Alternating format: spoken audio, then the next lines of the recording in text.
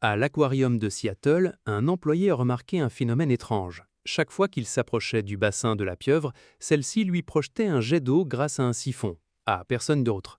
Même lorsque l'employé changeait de vêtements ou s'approchait par un autre angle, la pieuvre le reconnaissait. Plusieurs aquariums à travers le monde ont documenté indépendamment ce même phénomène. Les pieuvres se souviennent de certaines personnes, reconnaissent leur visage et apparemment ont leur propre opinion sur chacune d'elles. Cette capacité est apparue indépendamment de la nôtre. Les pieuvres et les humains ont divergé il y a 600 millions d'années. Il n'existe aucun ancêtre commun doté d'un cerveau développé. Pourtant, la pieuvre possède 500 millions de neurones, une mémoire à long terme, la capacité à apprendre, un comportement ludique et peut-être même la capacité à rêver. En 2012, d'éminents neuroscientifiques ont signé la déclaration de Cambridge sur la conscience. Les fondements neurobiologiques de l'expérience consciente ne sont pas propres à l'espèce humaine. Parmi les créatures susceptibles de les posséder figurent les céphalopodes, et notamment les pieuvres. Non pas parce qu'elles pensent comme nous, mais parce qu'elles semblent posséder une expérience subjective, même si sa nature est peut-être fondamentalement différente. C'est précisément ce qui fait de la pieuvre la plus grande énigme des neurosciences du XXIe siècle. Parallèlement, son organisme semble être doté d'un mécanisme de régulation de la mort. La pieuvre possède un organe de la taille d'un petit pois, la glande optique située derrière les lobes oculaires du cerveau, qui, après l'accouplement, déclenche une cascade hormonale, libérant dans le sang des substances agissant comme des hormones de stress. La pieuvre cesse de s'alimenter, ses mouvements deviennent incoordonnés, la dégradation des tissus biologiques commence, les muscles s'atrophient et l'immunité décline. En quelques semaines, la mort survient. Il ne s'agit pas d'une maladie, mais d'un processus biologique inscrit dans la régulation hormonale. En 1977, des scientifiques du laboratoire de Jerome Woods ont retiré les glandes optiques de femelles immédiatement après la ponte.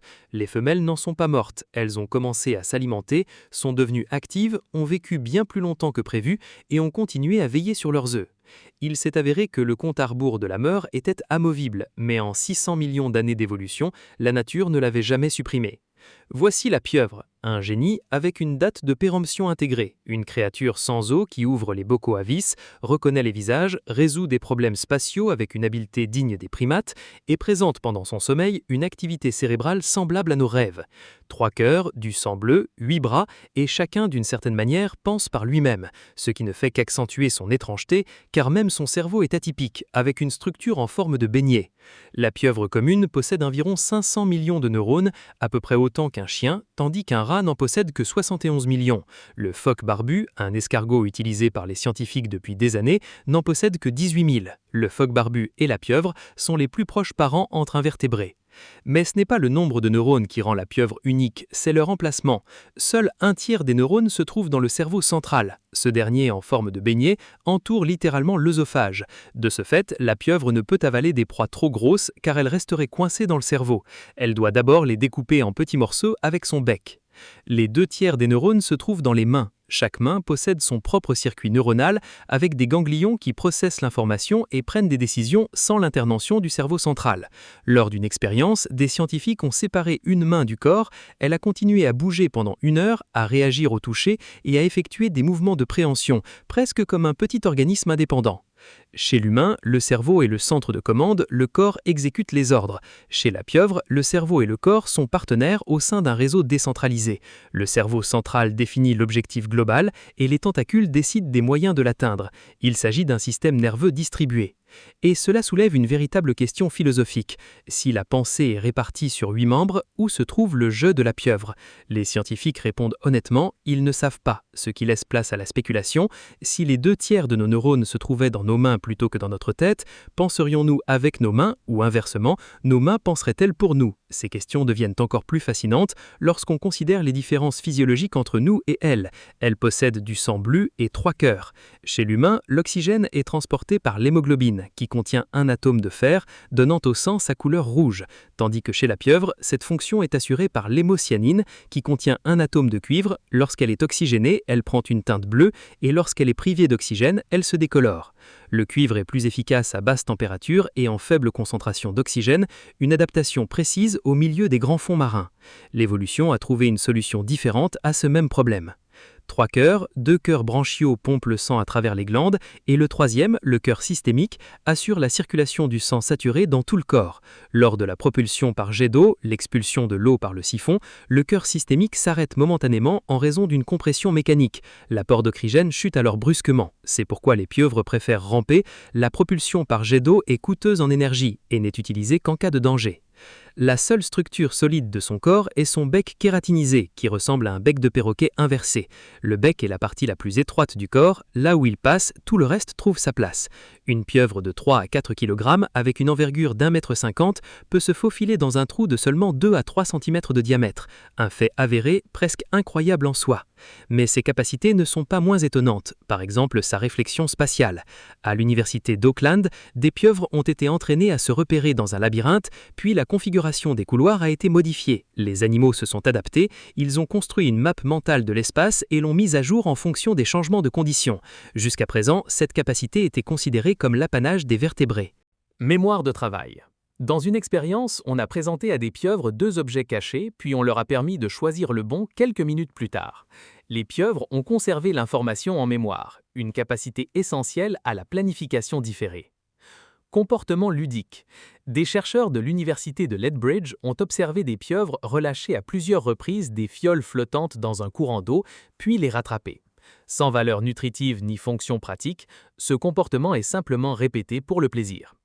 Longtemps, le jeu a été considéré comme un signe de développement du système nerveux, une caractéristique exclusive des animaux à sang chaud. Tout cela soulève une question. Comment une telle intelligence est-elle possible chez une créature vivant en totale solitude?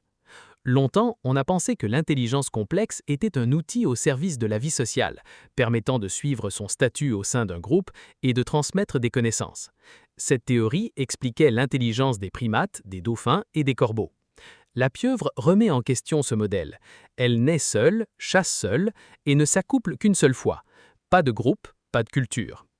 Son cerveau a évolué pour la chasse individuelle dans un environnement imprévisible, où chaque situation est unique et où personne ne peut le guider, ce qui a conduit à un développement de l'intelligence totalement différent. Mais, comme vous pouvez le constater, il fonctionne remarquablement bien. Dans ce contexte, la pieuvre ressemble presque à un artiste daltonien. C'est l'un des maîtres du camouflage les plus accomplis de la planète, capable de changer la couleur, le motif et même la texture de sa peau en une fraction de seconde. Sa peau contient des structures musculaires appelées papilles qui soulèvent sa surface, créant des protubérances volumineuses. Des cellules spécialisées, les chromatophores, modifient les motifs de couleur en quelques millisecondes. La pieuvre mimétique s'aplatit comme une plie et replie ses bras pour imiter la silhouette d'un poisson-lion venimeux. Les scientifiques estiment qu'elle imite plus de 15 espèces. La pieuvre accomplit tout cela alors qu'elle est totalement daltonienne. La plupart des pieuvres possèdent un seul type de photorécepteur dans leurs yeux, contre 3 chez l'humain. Ce seul type leur confère une vision monochrome. Tout apparaît comme une photographie en noir et blanc. La forme de l'œil, cependant, est étonnamment similaire à celle de l'humain, cornée, cristallin, rétine, mais elle a évolué de manière totalement indépendante. Et pourtant, la pieuvre est capable de reproduire des motifs colorés précis dans son environnement. C'est l'une des questions les plus énigmatiques de la zoologie moderne. 2 hypothèses principales existent. La première concerne les opsines cutanées. Les mêmes protéines photosensibles que celles présentes dans la rétine ont été identifiées dans la peau du poulpe. Il est possible que la peau perçoive directement les informations de couleur sans passer par les yeux. Le poulpe verrait ainsi les couleurs sur l'ensemble de son corps. Cette hypothèse est étayée par le fait que les poulpes partiellement aveugles conservent la capacité à se camoufler. La seconde repose sur l'aberration chromatique. La pupille en forme de W réfracte différemment la lumière des différentes couleurs et le cerveau calcule la couleur en analysant la netteté de l'image. Mathématiquement, cette hypothèse semble plausible, mais elle n'a pas encore été confirmée expérimentalement et aucune des deux n'a été prouvée. Le poulpe demeure donc un artiste qui ne voit pas ce qu'il dessine, mais qui crée des images parfaites. Dans ce contexte, les rêves de peau apparaissent encore plus mystérieux.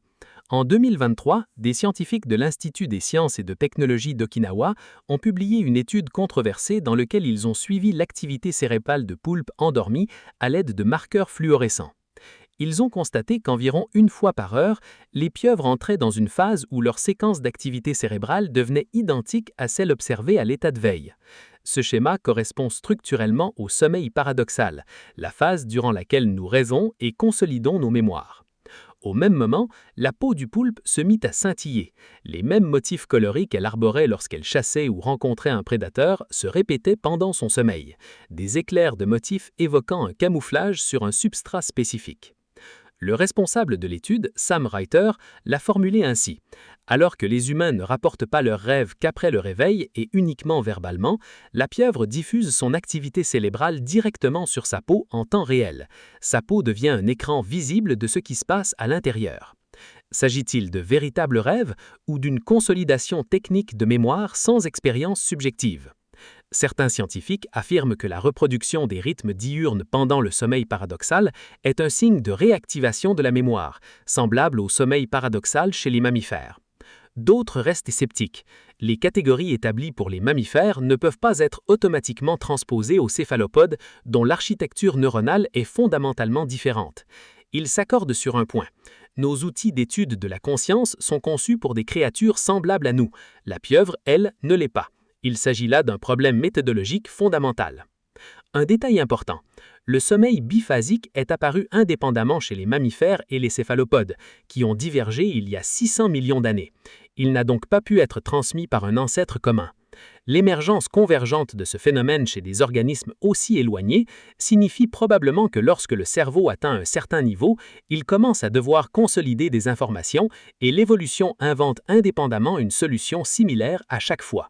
Dans ce contexte, leur durée de vie, comme régie par une horloge interne, présente un contraste étroyant. Une pieuvre ne vit qu'à 2 ans, certaines espèces environ 6 mois, et même la pieuvre géante du Pacifique, dont l'envergure peut atteindre 5 mètres et le poids 70 kg, ne vit que 5 ans. Il s'agit d'une limitation biologique intrinsèque. Après l'accouplement, le mâle meurt dans quelques semaines. La femelle pond jusqu'à 500 000 œufs, quelques œufs de la taille d'un grain de riz, qu'elle fixe au plafond du nid. Pendant 2 mois, elle ne quitte pas le nid, ne se nourrit pas, ventilant constamment les œufs avec ses pattes et les protégeant des prédateurs. À l'éclosion des larves, elle meurt. Elle ne verra jamais ce qu'elles deviendront.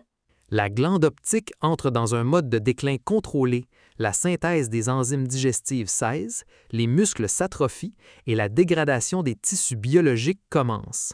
L'animal se détériore lentement de l'intérieur tout en continuant de protéger sa progéniture. Il s'agit d'un processus programmé, analogue à la mort cellulaire programmée mise en œuvre à l'échelle de l'organisme entier.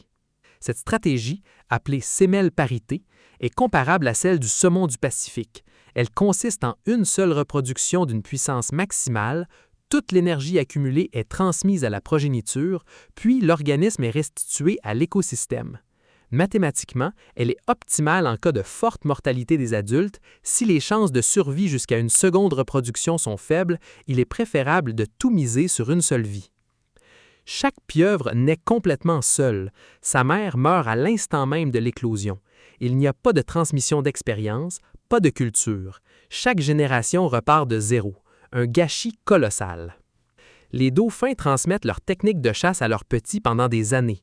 Les chimpanzés apprennent à leurs enfants à casser des doigts. Cette pratique varie selon les populations. Les corbeaux se souviennent des visages humains et transmettent ce savoir à leurs congénères. Les pieuvres ont acquis une intelligence comparable à celle des primates et une durée de vie similaire à celle des insectes. La réponse est simple. Dans des conditions d'autonomie cognitive totale dès le premier jour de la vie, celui qui apprend le plus vite et s'adapte le plus facilement survit. Chaque situation est une première pour la pieuvre. Elle ne dispose d'aucun modèle parental, d'aucun proche auprès duquel chercher des solutions. Seul son propre cerveau compte de la première à la dernière minute. En ce sens, la pieuvre représente la forme ultime d'autosuffisance cognitive. Dans ce contexte, il est particulièrement frappant de constater que l'intelligence a été en quelque sorte inventée 2 fois. Les lignées évolutives des pieuvres et des humains ont divergé il y a environ 600 millions d'années et leur ancêtre commun était un petit organisme doté d'un système nerveux rudimentaire et de simples taches photosensibles en guise d'yeux. Depuis lors, leurs évolutions ont suivi des voies totalement indépendantes. Dans les 2 cas, sans aucun mécanisme commun, un cerveau complexe, une mémoire à long terme, l'apprentissage, un comportement individuel et peut-être une expérience subjective ont émergé en parallèle. Les neuroscientifiques appellent cela l'évolution convergente. une solution unique, découverte indépendamment dans deux systèmes fondamentalement différents. L'intelligence complexe n'est pas l'apanage exclusif des vertébrés. C'est un outil auquel la nature recourt lorsque l'environnement exige des solutions flexibles à des problèmes imprévisibles. Certains scientifiques contestent la déclaration de Cambridge. Les pieuvres ne possèdent pas les structures cérébrales qui, chez les mammifères, sont étroitement liées à la conscience. L'argument en faveur d'une conscience chez les pieuvres repose sur des analogies comportementales et non sur des similarités structurelles. Cette approche est méthodologiquement plus fragile. Mais il y a un hic. Nous cherchons la conscience là où nous avons l'habitude de la trouver, dans des structures similaires aux nôtres. Or, le fonctionnement d'une pieuvre est différent. Le traitement de son expérience peut se faire par le biais de motifs cutanés grâce à 8 systèmes nerveux partiellement indépendants situés dans ses tentacules. L'absence de structure similaire à celle de l'humain chez la pieuvre ne prouve pas l'absence de conscience, elle indique seulement que, si elle en possède une, elle fonctionne différemment. La pieuvre n'apporte pas de réponse sur la nature de l'intelligence, elle montre simplement que nos questions sont trop restrictives. Si deux voies indépendantes aboutissent à des résultats cognitifs similaires malgré des architectures fondamentalement différentes, alors l'intelligence est inévitable sous certaines conditions.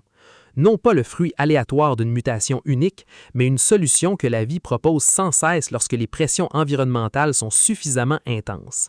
Ceci élève la pieuvre de la catégorie de faits intéressants sur la nature à celle de argument fondamental sur la nature de la vie. Une année de vie, du sang bleu, 8 bras pensants, une mort programmée, une activité cérébrale visible à même la peau, et l'intelligence que l'évolution a inventée 2 fois, indépendamment, dans 2 mondes parallèles séparés de 600 millions d'années.